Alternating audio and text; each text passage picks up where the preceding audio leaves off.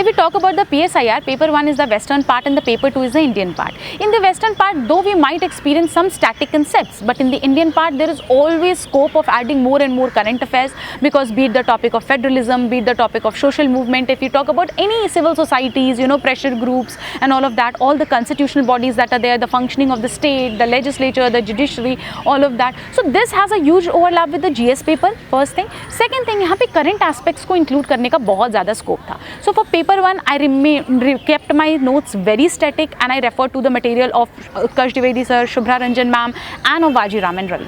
After that, for paper 2, what I did was same material was repeated, and along with that I referred to Atish Mathur sir's Magna Carta.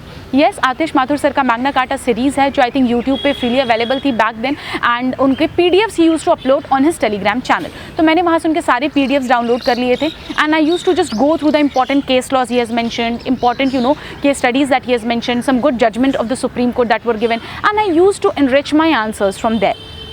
So this is how I tried incorporating various dimensions while building upon the static base from that of the coaching material as well as that from the IGNOU.